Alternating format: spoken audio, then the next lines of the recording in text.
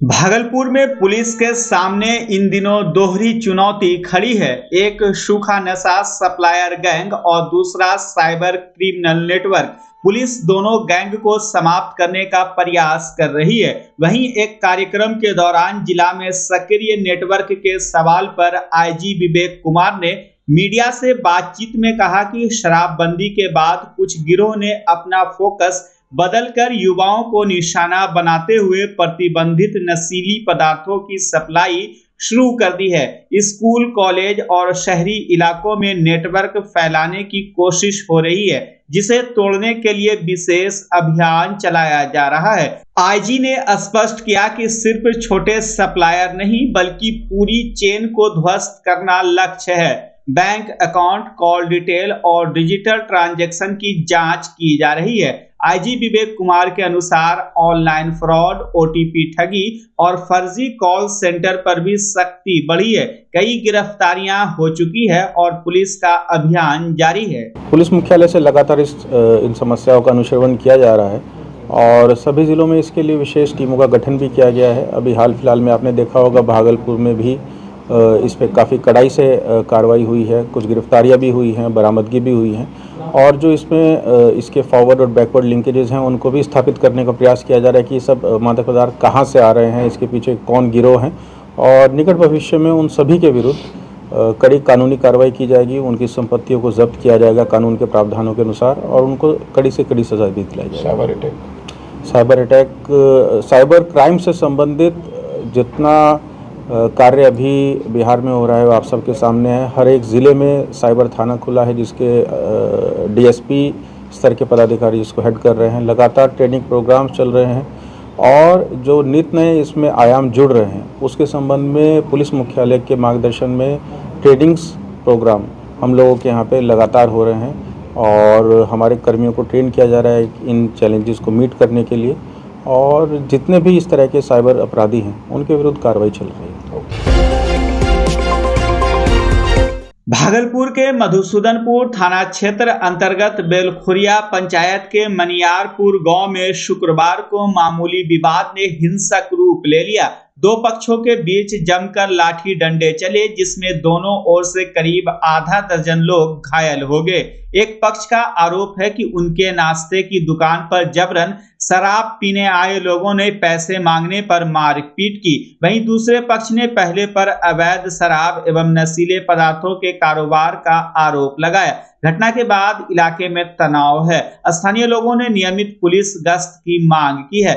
थाना अध्यक्ष सफदर अली ने बताया कि जांच जारी है। चौधरी से गुजारिश करता हूं कि दारू माफिया को नहीं पकड़ेगा तो कैसे चलेगा। वो दारू का उसने गर्मी दिखाता है। हम सब पासवान। आज क्या हुआ? आज हुआ कि उसने दारू लेके उधर से आ रहा था तो जो जिसको मारा था वो था रोड पे तो उसने उसको पकड़ लिया तो वो बोला कि हम दारू बेचने अभी जा रहे हैं। तो उसने बोला कि हम नहीं जाने देंगे। जो दरोगा था उसको फ़ोन करने लगा। फिर वो भीड़ गया तो दोनों में मार होने लगा। उसने फ़ोन किया, उधर से लाठी लेके आया और इसको मारने लगा। पूरा उसको पूरा मारा, घर तर सब तोड़ दिया। ठीक, कम से कम 50 कोई आया उधर से मारने के लिए। हाँ, हम सब इधर से 10-15 गो थे। तो क्या नाम हुआ आपका? मेरा नाम अक्षय कुमार पासवान हुआ। राजेंद्र पासवान। घर राजपुर। थाना ये मसूदनपुर थाना हुआ, लेकिन मसूदनपुर थाना में कोई पासवान का कोई सुनता नहीं है। और जितना उधर से दारू बेचता है सबका रिकॉर्ड है मसूदनपुर थाना में। कौन मारने लगा? अजीत सिंह मना, बरसा सिंह, जटना सिंह। कहाँ मारपीट हुआ था? मनियारपुर में। फिर वहाँ से आया घर काल गए थे थाना पे। परसों 25 तारीख को गए थे थाना पे दिए एप्लीकेशन। थाना न आया। काल भी हमको रोक को रखा, थाना ने नहीं आया। आज फोन किया था मैं दारू बेचता है हमारा। पुलिस नंद किशोर पास। कितना लोग घायल हुआ? 3-5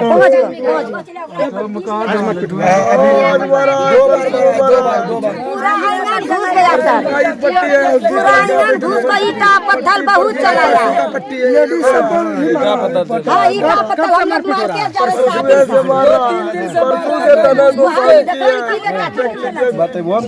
चौकीदार भी घूस दे देता है।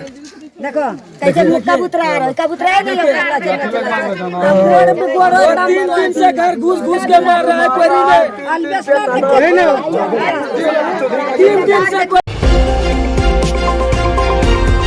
भागलपुर के डीएम कार्यालय परिसर के समीप बिहार राज्य चौकीदार और दफादार संघ के बैनर तले 5 सूत्री मांगों को लेकर धरना प्रदर्शन किया गया। संघ के प्रमंडलीय अध्यक्ष कैलाश झा ने कहा कि पटना में शांतिपूर्ण प्रदर्शन पर लाठीचार्ज और प्राथमिकी दर्ज करने वाले अधिकारियों पर कार्रवाई की जाए। साथ ही सेवानिवृत्त चौकीदारों के परिजनों की बहाली, मानदेय वृद्धि और पेंशन लागू करने की मांग की गई। प्रदर्शनकारियों ने अपनी मांगों से संबंधित ज्ञापन कमिश्नर को सौंपा।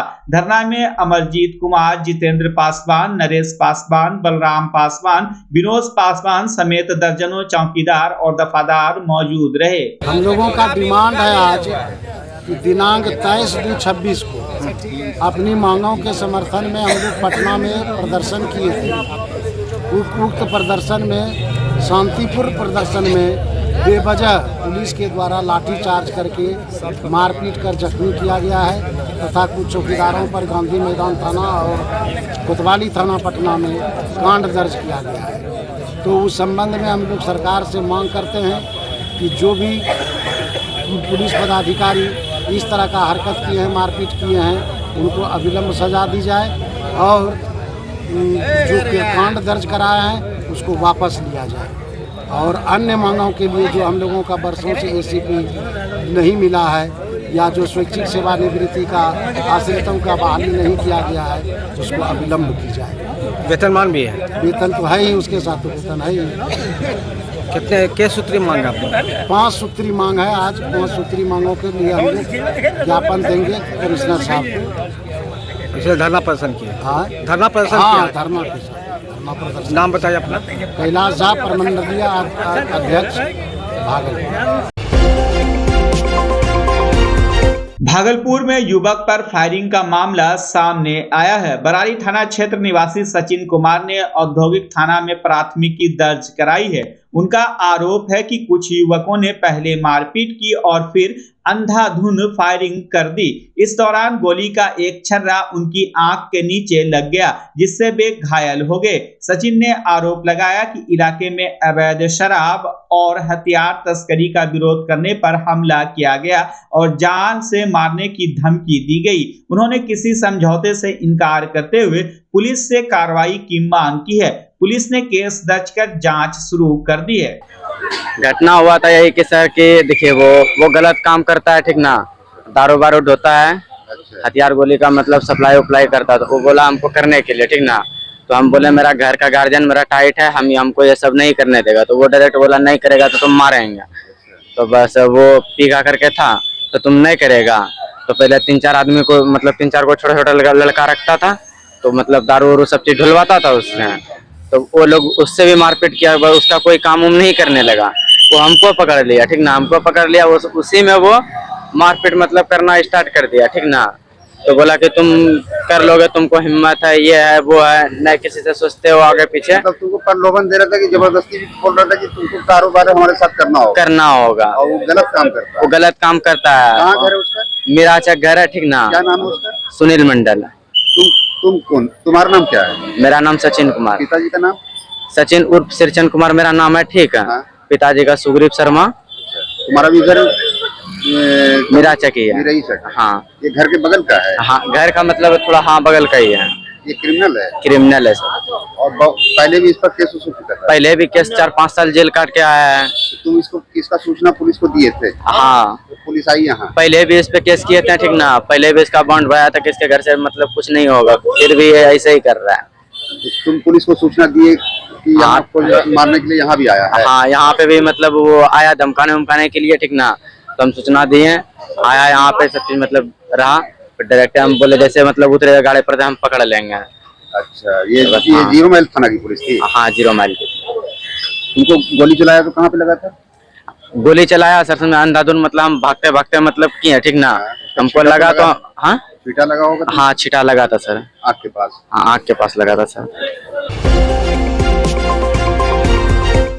बच्चा जब जन्म लेता है तो कई बार बच्चा तुरंत नहीं रोता है, रोने में देर हो जाता है। ऐसे में बच्चा क्षतिग्रस्त हो जाता है और उसके बचने की संभावना कम हो जाती है, और यदि बचा तो भविष्य में उसमें विकलांगता की समस्या आती है, जिसे सीपी कहते हैं, जिसका कोई माकूल इलाज नहीं है और ज़िंदगी भर बच्चा विकलांगता से जूझ सकता है। ऐसे में पूरे संसार में कूलिंग थेरेपी का सहारा लिया जाता है।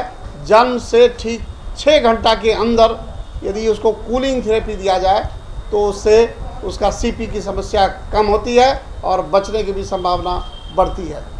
पहली बार बिहार झारखंड में आपके शहर के स्नेह नवजात शिशु बाल सेवा केंद्र में यह मशीन उपलब्ध है। कभी भी ऐसी बात हो कि बच्चा रोने में विलम्ब हो गया तो आप स्नेह नवजात शिशु बाल सेवा केंद्र में जरूर संपर्क करें।